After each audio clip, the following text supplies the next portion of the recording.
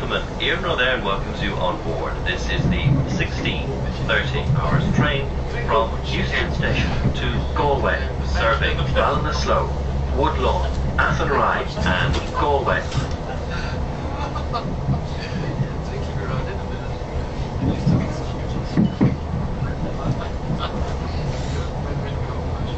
Your attention is drawn to the safety and evacuation notices.